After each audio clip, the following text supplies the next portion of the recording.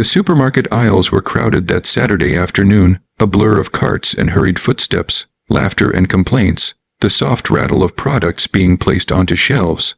Among the noise and constant motion moved a little girl, small, quiet, and almost invisible to the world around her. Her name was Emily. She held a worn plush rabbit against her chest, its ears flattened from years of comfort and fear. Her hair was messy, her shoes slightly oversized, and her eyes carried the silent weight of a child who had learned too early that adults were not always protectors. Emily followed closely behind a man pushing a half-filled cart, a man with broad shoulders, a heavy jacket, and a face unshaven enough to look intimidating. He didn't speak to her except to give short commands: keep up, don't wander, don't make me angry. His name was Carl. And though no one around them knew it, he had taken Emily from her front yard 3 days earlier. He walked as though he owned the world, but every time someone came too close to Emily, he tightened his jaw, pulled her closer, and gripped her wrist far harder than necessary.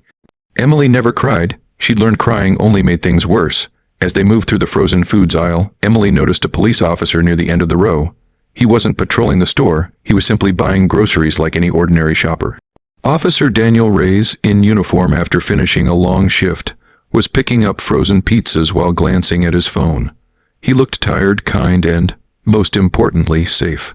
Emily recognized the uniform immediately, but she also remembered Carl's warning that morning: if you try anything, I will disappear with you forever, and your mom will never find you. Fear had swallowed every thought since then. But today, in this strange place filled with strangers, Emily felt something she hadn't felt since the day she was taken. Hope. Small, fragile, and trembling, but hope nonetheless. For months in school, a teacher had shown her and her classmates a video about safe adults and danger signals. One part taught children how to signal help if they were in danger but could not speak freely.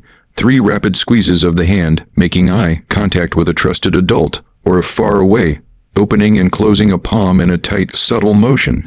A silent rescue signal. Emily had never used it.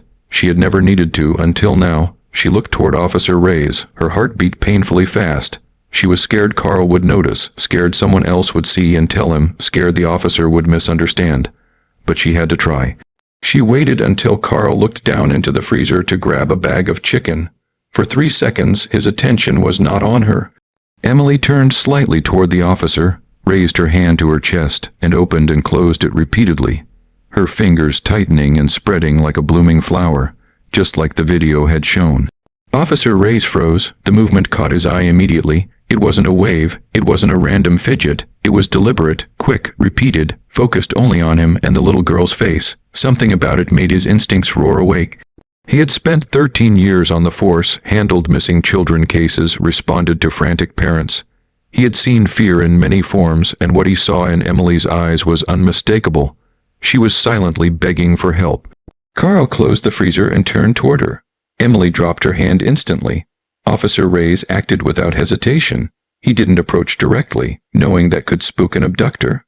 Instead, he began pushing his own cart slowly toward their aisle, pretending to compare prices and glance at promotional signs while keeping the pair in his peripheral vision. When he reached the aisle, he turned casually, his voice friendly but professional. "You two doing okay?" he said, smiling gently. Carl stiffened. Emily shrank behind him. "Yeah, we're fine," Carl said quickly, forcing a stiff smile. "Just shopping." Officer Reyes studied him closely. "She your daughter?" "Yes," Carl answered. "Too fast, of course. Just having a long day." Emily didn't speak. She didn't nod. She simply clutched her rabbit tighter. "Hey there," Daniel said softly, crouching slightly to meet Emily's eye level. "I like your bunny." "He got a name?" Emily didn't answer. Her eyes darted to Carl for permission. Carl's jaw tightened. "Her name's Emily. She's shy." Daniel's heart nearly skipped a beat. He had seen a missing child bulletin on his phone 2 days earlier. A little girl named Emily Harding, age 7, last seen in her backyard. The photo had messy bangs, a small backpack, and the same stuffed rabbit. His stomach clenched. He needed to confirm without alarming the man. "Well," Daniel said lightly, "I'm Officer Reyes. You two live around here." "No," Carl snapped. "Road trip, passing through." "A lie." Emily flinched at his tone. Daniel nodded slowly. "Got it. Traveling with kids can be a handful," Carl grunted. "Yeah." Then Carl grabbed the cart and began pushing away quickly. Emily looked back at Daniel, just for a half second. Her hand rose again, fingers trembling as she repeated the silent rescue signal. It was all Daniel needed. He straightened and pretended to continue shopping, but as soon as Carl disappeared around the corner, Daniel tapped his radio. "Dispatch, this is Ray's. I may have eyes on a missing 7-year-old female, last name Harding. I'm requesting immediate backup at Fairway Supermarket." Static cracked back. "Copy, Ray's. Units en route." Daniel followed from a distance of 2 aisles. Carl was walking faster now, muttering under his breath at the girl. Emily kept looking at the floor, terrified. At the self-checkout area, Carl suddenly turned and headed toward the exit without paying. Daniel moved faster. He stepped into Carl's path as he neared the door. "Sir," Daniel said loudly, projecting authority, "I need you to step aside for a moment." Carl's face went pale. Emily's breathing quickened. "Why?" Carl growled. "We didn't steal anything." "I didn't say you did," Daniel replied. "I just need to talk to you, away from the exit." People began turning their heads. Carl looked around, panicking. Daniel saw the shift in his posture, the beginning of flight or fight. His hand twitched as though tempted to grab Emily. Daniel stepped between them. "Don't," Daniel warned quietly. "You take one step toward that little girl, and I will detain you immediately." Carl's eyes flicked to the automatic door, to the service counter, to the children's toy display near the front. Options, routes, risks. Then he made the mistake Daniel had been waiting for. He reached out, trying to yank Emily. Daniel reacted instantly. In one fluid movement, he grabbed Carl's wrist, spun him around, and forced him face down onto the floor. Carl shouted, kicking, but Daniel was stronger and far more trained. "Hands behind your back," Daniel ordered. Carl struggled, but Daniel pressed a knee between his shoulder blades and snapped the cuffs on. Shoppers gasped and stepped aside, murmuring. Emily trembled in place, clutching her rabbit to her chest, her whole body shaking. "You're okay," Daniel said gently as backup officers rushed in. "You're safe now." But Emily couldn't quite believe it yet. As 2 officers pulled Carl to his feet, he spat venom. "She's lying. She's not kidnapped. She's a save-it," Daniel said coldly. "You're not talking to her anymore."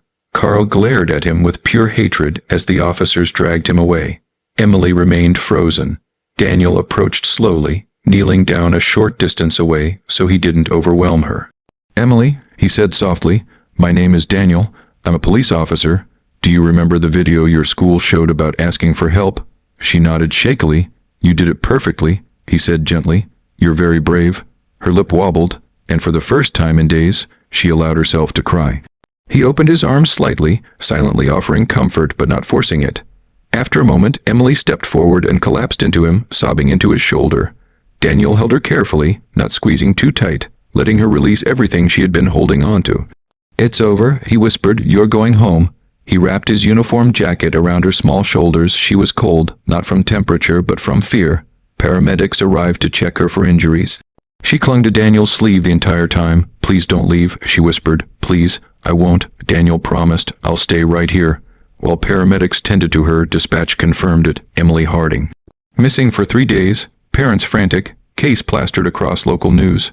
Her mother was already en route to the store. Emily kept her eyes locked on Daniel's.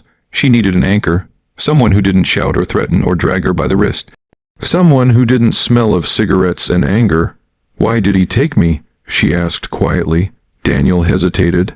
How could he explain cruelty to a child? "Sometimes," he said carefully, "bad people think they can take things that don't belong to them, but they're wrong, and they get caught." Emily nodded but didn't fully understand. 10 minutes later, the supermarket doors burst open as a woman ran inside. Hair messy, eyes swollen from days of crying. Emily's mother.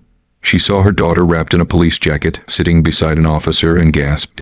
"Emily!" Emily's head snapped up. Her rabbit fell from her grip as she launched herself toward her mother with every ounce of strength left in her small body. "Mommy," she sobbed. Her mother dropped to her knees, grabbing her, crying so hard she couldn't breathe. "Oh, baby. My baby, I thought. Daniel looked away briefly, giving them privacy, his own chest tightening with emotion. Emily's mother hugged her so tightly, it was as if she were trying to fuse their broken pieces back together. After several minutes, she looked up at Daniel with tears streaming down her face. "You found her," she whispered. "God, thank you, thank you." She found me, Daniel corrected gently. She used a rescue signal. She saved herself. I just listened. Emily's mother hugged her daughter again, whispering, I'm so proud of you. So proud. Police officers approached, updating Daniel that Carl was in custody and being transported for questioning. Evidence of the abduction had already been confirmed. Emily was safe, but the story didn't end there. Daniel escorted Emily and her mother to the police station to finalize statements and medical evaluations. Emily refused to let go of Daniel's hand during the whole ride.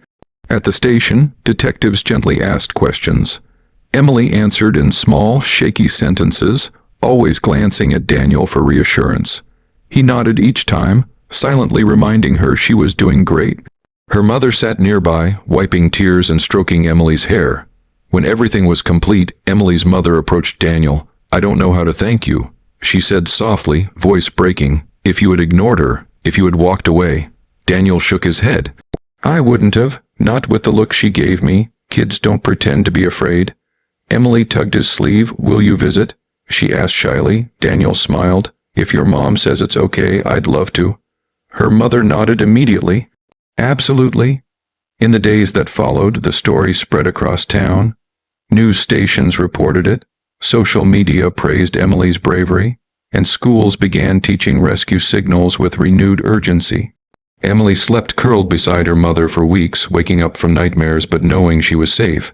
Her recovery wasn't instant, but she was surrounded by love and therapy and people who reminded her every day how strong she had been. Daniel visited often, bringing a new plush bunny, helping Emily feel safe around uniforms again, showing her that not all adults were dangerous. She would run into his arms each visit, the little girl who once silently begged for help, now unafraid to show affection. One evening, months later, Emily handed Daniel a picture she drew, a police officer holding the hand of a little girl in a supermarket aisle. At the bottom she had written in crooked letters, You saw me. Daniel's throat tightened as he looked at the drawing. Yes, he whispered, I saw you and I always will. Because sometimes in the busiest places, in the loudest crowds, the smallest voice, the quietest signal, can be the one that saves a life, and Emily's silent plea had been enough to change everything.